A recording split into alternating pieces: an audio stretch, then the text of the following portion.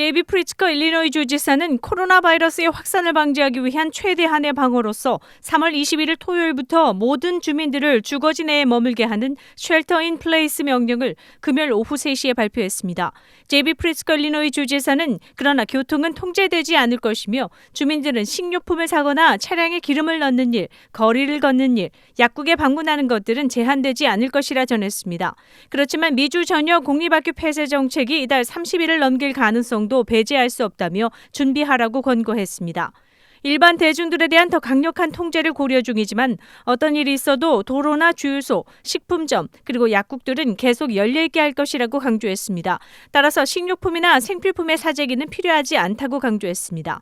스티븐 머누신 재무장관은 소득보고 시한을 4월 15일에서 7월 15일로 늦췄다고 발표했습니다. 이 결정은 트럼프 대통령의 트윗에서 언급한 세금 보고를 7월 15일로 늦춰 이자나 벌금의 걱정 없이 더 준비할 시간을 가지게 할 것이라는 언급 뒤에 바로 이어졌습니다.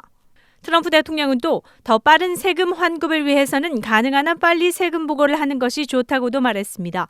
이에 따라 주 정부들도 이 결정을 따를 것으로 예상되지만 그것은 주 개별 결정에 달려있는 문제라고 말했습니다.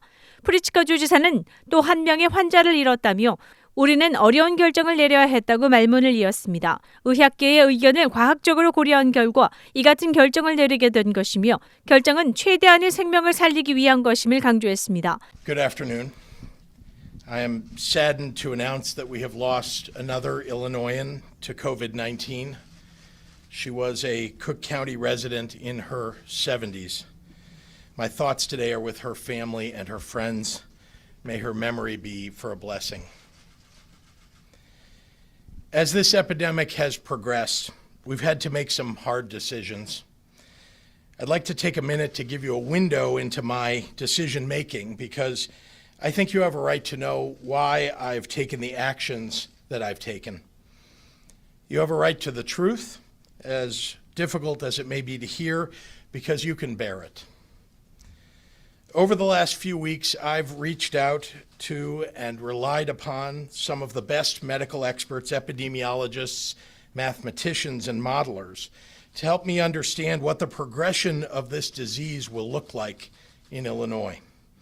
My bedrock has been to rely upon science, real, actual science around infection rates and potential mortalities.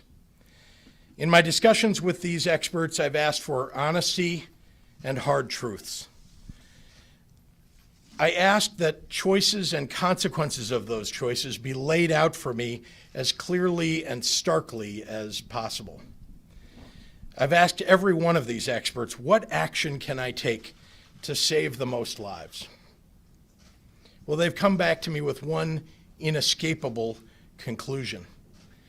To avoid the loss of potentially tens of thousands of lives, we must enact an immediate stay-at-home order for the state of Illinois. So that is the action that I'm announcing today. We have looked closely at the trajectory of this virus in countries like Italy and China. Left unchecked, cases in Illinois will rise rapidly. Hospital systems will be overwhelmed. Protective equipment will become scarce. And we will not have enough healthcare workers or hospital beds or ventilators for the overwhelming influx of sick patients. The only strategy available to us to limit the increase in cases and ensure our healthcare system has capacity to treat those who become ill is to mitigate the spread of coronavirus in the most robust manner possible. I don't come to this decision easily. I fully recognize that in some cases, I am choosing between saving people's lives and saving people's livelihoods. But ultimately, you can't have a livelihood if you don't have your life. Of all the obligations that weigh on me as governor, this is the greatest.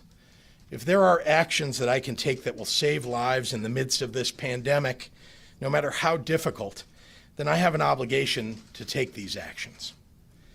Therefore, starting tomorrow evening, Saturday, March 21st at 5 p.m., until the end of April 7th, all our residents will be subject to a stay-at-home order. There is a great deal of misunderstanding about what a stay-at-home order means, so I want to clarify it for everybody. Here's what will stay the same. You'll still be able to leave your house to go to the grocery store to get food. You'll still be able to visit a pharmacy, go to a medical office or hospital, or to gas up your car at a gas station. You'll still be able to go running and hiking and walk your dog. Many, many people will still go to work. For the vast majority of you already taking precautions, your lives will not change very much. There is absolutely no need to rush out to a grocery store or gas station. On Sunday and Monday and Tuesday and every day thereafter, those will be available to you. Agriculture and the press, veterinarians and plumbers, laundromats and banks, roads, bridges, and transit, the fundamental building blocks that keep our society safe and steady, will not be closing down. You can still pick up dinner from your local restaurant, pick up your prescriptions, and just spend time with your family. We are doing all that we can to maintain as much normalcy as possible while taking the steps that we must to protect you. That brings me to what will change. All non-essential businesses must stop operating. If you can work from home and aren't already doing so, now is the time when you must.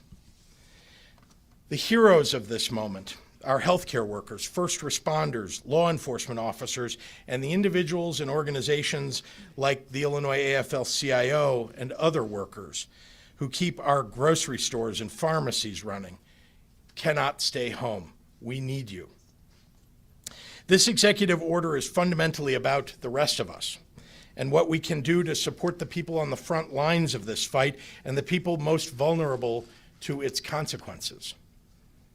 We know this will be hard, and we're looking at every tool that we have to help you through this crisis. For our essential workers, we're going to make sure you have safe daycare to take care of your children while you do the critical work to save us and to keep us safe. For those who are asking to stay home, we're ordering municipalities, to those that we are asking to stay home, we're ordering municipalities across the state to halt all evictions. We need our local leaders to help ensure our families do not lose their homes. I'm also directing additional resources to organizations across the state to serve those experiencing homelessness. For our students, your school districts will continue to provide you with meals, and we will back them up in this. I wish I could stand up here and tell you when your schools will safely reopen, but that is not an answer that I have at this time. We're postponing our tentative reopening date statewide until April 8th, and we'll continue to update you with new information as we have it. To be honest, we don't have the resources, the capacity, or the desire to police every individual's behavior. Enforcement comes in many forms, and our first and best option is to rely on Illinoisans to be good members of their communities and good citizens, working together to keep each other safe. I've instructed law enforcement to monitor for violations and take action when necessary, but that is not an option that anyone prefers. The easy thing to say today is that soon everything will go back to the way it was. But I want to be honest with you about that too. 제비 프리츠커 일리노이 주지사는 토요일 오후 5시부터 4월 7일까지 거주주에 있을 것을 명했습니다.